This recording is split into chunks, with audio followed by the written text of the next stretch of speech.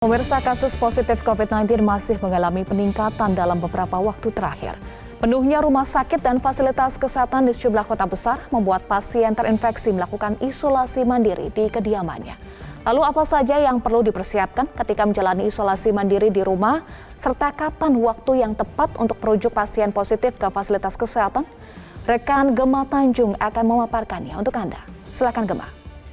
Ya Eva, penuhnya rumah sakit akibat pasien COVID-19 membuat sejumlah pasien terinfeksi dengan gejala sedang hingga berat terpaksa melaksanakan isolasi mandiri di kediamannya. Kita akan melihat data dari bed occupancy rate di bulan Juli ini, terutama pada tanggal 23 Juli kemarin, di mana ini merupakan 10 kota terbesar untuk angka keterisian tempat tidur yang ditempati di DKI Jakarta. Paling atas adalah 81,9%, kemudian diikuti oleh Jakarta, Kalimantan Timur hingga ke Jawa Barat yang sudah mencapai di atas 60%. Kemudian juru bicara dari Ikatan Dokter Indonesia atau IDI mengatakan bahwa pasien positif COVID-19 dengan gejala ringan ataupun tanpa gejala dapat melaksanakan isolasi mandiri di rumah jika tidak memiliki gejala sesak nafas.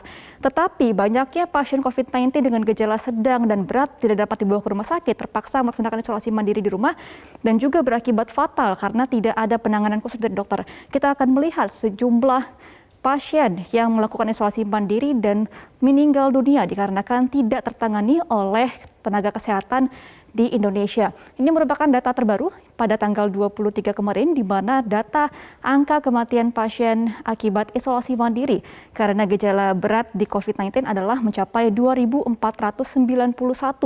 secara nasional, dan tertinggi adalah di wilayah DKI Jakarta yang mencapai 1.215 pasien, kemudian diikuti oleh kawasan Jawa Barat, Jawa Tengah, Jawa Timur, Yogyakarta, dan juga Banten.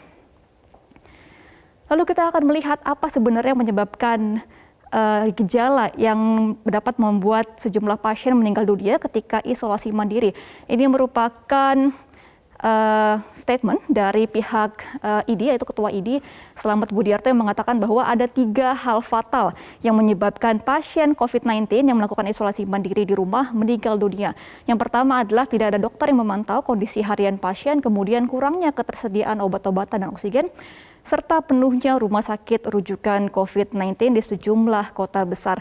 Kemudian juga kita akan melihat data selanjutnya, di mana Menteri Kesehatan Budi Gunadisadikin mengatakan bahwa ini merupakan kriteria pasien-pasien COVID-19 yang sudah harus dirujuk ke rumah sakit ketika sedang melaksanakan isolasi mandiri. Yang pertama adalah jika pasien mengalami sesak nafas, kemudian juga pasien memiliki saturasi oksigen di bawah 94% dan juga memiliki komorbid atau penyakit penyerta. 3 komponen ini harus menjadi perhatian dan pasien COVID-19 yang isolasi mandiri langsung harus dirujuk ke rumah sakit. Lalu kemudian kita akan melihat apa saja persyaratan dan juga kriteria yang dapat dijadikan isolasi mandiri kediaman. Yang pertama adalah menyiapkan peralatan mandi pribadi, lalu juga bukan di pemukiman padat, kemudian juga tidak menggunakan karpet di kediaman, sirkulasi udara baik, dan juga akses kendaraan untuk ambulans dapat masuk ke kediaman. Kemudian juga jika pasien adalah ngekos ataupun tinggal di apartemen dan juga di kontrakan, ini harus persetujuan dengan pemilik, kemudian juga ada rekomendasi gugus tugas, tidak ada penolakan warga, kemudian juga dihuni oleh pasien positif COVID-19 sehingga seluruh rumah ini tidak boleh ada pasien negatifnya, kemudian juga tersedia kamar mandi di dalam kediaman.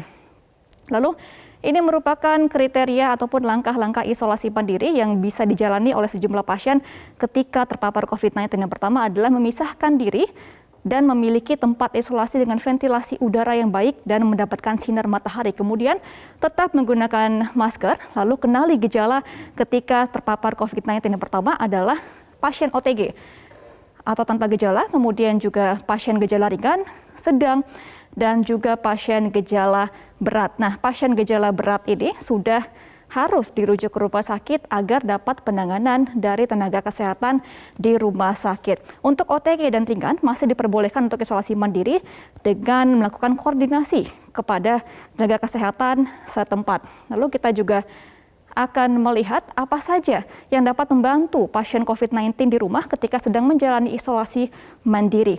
Pemerintah sudah menciptakan sebuah platform yang dinamakan telemedicine yang merupakan kerjasama antara 11 platform kesehatan untuk melakukan pantauan kepada pasien COVID-19.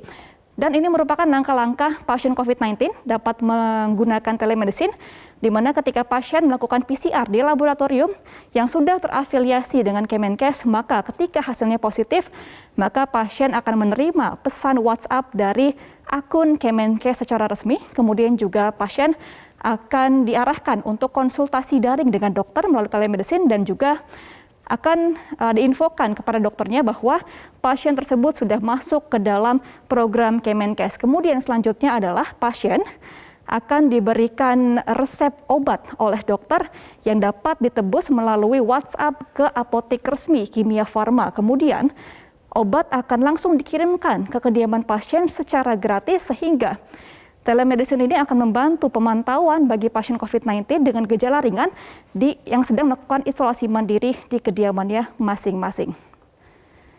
Dan ini merupakan sejumlah langkah-langkah dari telemedicine tersebut. Ya, demikian pemaparan pada siang ini. Saya kembalikan ke Anda, Eva.